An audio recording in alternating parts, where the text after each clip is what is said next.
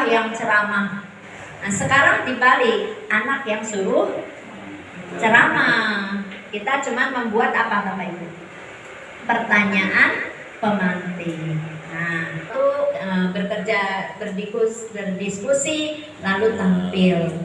Nah sekarang jadi bukan sudut pandang kita dipikir dulu aja tanpa melihat kebutuhan peserta didik. Jangan membuat RPP tanpa melihat kebutuhan peserta didik.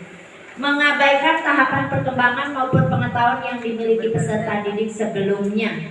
Jadi nggak mengabaikan. Misalnya gini nih Bapak Ibu. Kan anak itu kan kemampuan anak berbeda-beda ya. Ada yang pintar banget atau yang tadi nilainya udah bagus, ada yang sedang dan ada yang rendah. Lalu kita anggap saja kita mulai dari nol ya, karena masih ada anak yang nggak paham. Nah, pada pintar-pintar ngapain? Cuek, kalau mau main HP, nyepelein lah, gini, bete, gitu ya. Nah kita bagi yang sudah pintar, itu dia bisa menjadi tutor sebaya. Ini kan ada begini pertanyaan ini, coba kamu jelaskan ke ini teman-teman. Kamu ke grup sana, kamu ke grup sini, bisa begitu. Atau yang berbeda. Karena kalau kita samain dari nol seperti matematika, matematika udah ini aja apa dari misalnya 1 tambah 1 pokoknya dibawanya dari nol. Sedangkan dia sudah ke angkat gitu ya, udah ke pangkat, udah bisa. Ya udah jangan disamain dari nol, dianya bete, dia kasih aja soal yang lebih sulit, jelaskan ke yang kurang. Kemudian menyamaratakan metode pembelajaran. Tiap hari metodenya begitu-gitu aja. Melihat segala sesuatu dari kepentingan pejabat sekolah atau pendidik. Ya. Melihat kepentingan pejabat sekolah atau pendidik. Ininya, kumpulin FPP tuh, pengawas datang. Cuman karena biar ada dilihat baik, padahal nggak dipakai, gitu ya. Oke, melihat segala prinsip yang satu lawannya apa yang tidak boleh dilakukan. Nah, prinsip 2 apa sih pembelajaran sepanjang hayat?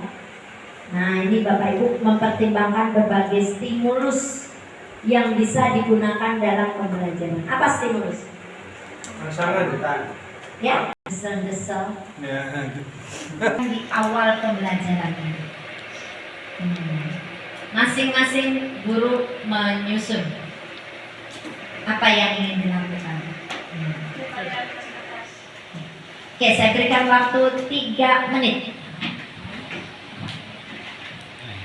Rapat kerja pembinaan.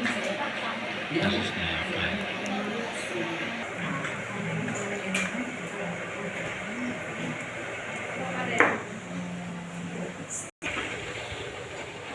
Apa sih pelaksanaan sehari-hari dia melaksanakan Pancasila seperti itu dan bahasa Inggris.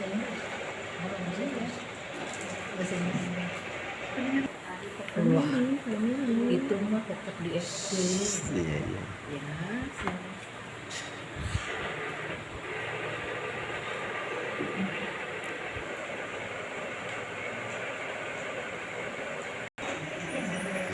Dari rapat. Kalau saya akan ke siswa, apa yang kalian kerjakan dalam kehidupan sehari-hari dalam menerapkan Pancasila sila pertama bisa? Ya boleh. Stimulus itu bisa berarti kita juga boleh. Maksudnya kegiatan apa agar mereka itu menjadi semangat ya, menjadi terfokus sama pelajaran, boleh. Jadi Ibu memberikan contoh pancingan pertanyaan ya, atau pertanyaan pemantik gitu ya. Nah, jadi itu materi pelajarannya apa Bu? PKN. Kemudian PKN-nya dalam kehidupan sehari-hari untuk melakukan sila pertama. Apa yang kalian lakukan dalam kehidupan sehari-hari dalam menerapkan sila pertama? Oke. Kira-kira yang dari pertanyaan tadi bisa menarik siswa atau siswa itu akhirnya bisa mau melakukan kegiatan apa kira-kira Bapak? Hanya ada kegiatan lain ya? Ibadahnya, ya. Kemudian apa tadi toleransi begitu. Nah, hanya menjawab pertanyaannya. Ada nggak ide dari Bapak Ibu juga yang lain agar iya Pak Parnoto? Ibu, maksudnya memberi masukan. Kalau itu kan hanya menjawab pertanyaan begitu ya, nggak apa-apa, menjawab pertanyaan juga nggak apa-apa. Cuma adakah kegiatan yang bisa membuat siswa itu merasa semangat, termotivasi, senang melakukannya? Ini Bu, berikan format. Kapan sholat subuhnya, jam berapa, bangun subuh, ini berapa gitu. Terus mereka nanti dalam grup mencari teman yang sholatnya mungkin paling tepat waktu gitu kan, atau menceritakan kembali dari hasil temuannya. Nah, jadi kita sudah berikan format, misalnya sholat subuh jam berapa, dengan siapa, di mana, begitu ya. Atau jadi nanti tulisannya formatnya itu sholat ya, nama sholatnya, kemudian waktunya, kemudian tempatnya, kemudian dengan siapa tadi ya. Mungkin dengan nanti akhirnya mereka saling tanya jawab ke temannya, kamu kalau sholat subuh jam berapa? Mereka menceritakan temannya, mencari salah seorang yang perwakilan dari grup menceritakan teman-temannya, sehingga mereka ada kegiatan ya yang mengarah ke sana. Kira-kira anak-anak senang nggak seperti itu? Berikutnya silakan rencanakan di awal pembelajaran. Yuk silakan. Tentang klasifikasi makhluk hidup dan benda hidup. Jadi stimulusnya bisa saja karena kalian melihat di sekitar kamu, kalau kamu keluar di rumah, kalian kan melihat ada binatang dan sebagainya dan benda-benda tidak. Coba ciri-cirinya apa dari makhluk hidup dan benda mati itu? Oke, bagus sekali. Beri tepuk tangan Bapak Ibu. Kita akan mempelajari mengenai makhluk hidup. Ya, maaf ya, klasifikasi makhluk hidup ya. 5 menit saya berikan waktu 5 menit. Kamu harus tentunya harus ada petunjuknya tadi. Kamu harus mengamati lingkungan sekitar dan diingat ya, benda-benda apa ya, makhluk hidup apa yang kamu lihat di sekitar. Cari sebanyak-banyaknya, nyari terus jawab instruksi berikutnya berdasarkan itu tempat hidupnya, sebutkan mana saja. Ya, seperti itu. Itu menarik sekali, dianya sudah mencari sendiri, ya kan? Berdasarkan tempat hidupnya, ide-idenya. Nah, yang lainnya, yuk Kakak, tadi PKN sudah, IPA sudah, ya bahasa Inggris Miss. Lagu ya, kayaknya lu paham kan?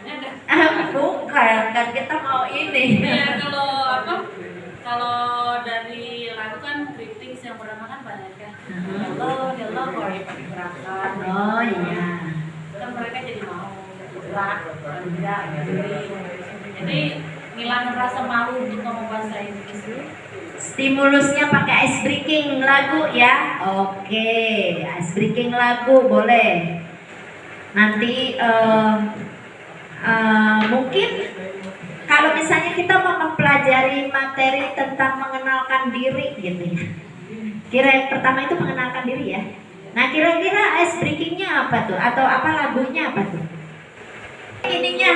Ini Miss, berarti siswa yang suruh nyari ya. Kan kita mau mempelajari mengenalkan mengenalkan diri. Cari lagu yang terkait dengan mengenalkan diri. Atau apa namanya ya? Iya. Ya apa yang terkait dengan materi itu?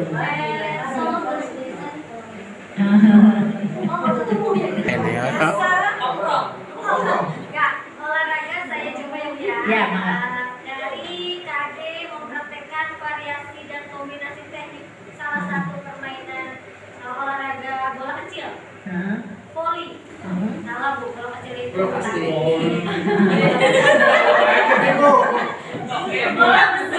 Orang tua Bola voli kecil ya. Bola voli kecil ya. Yang gede itu Apaan yang gede? bola cintaku.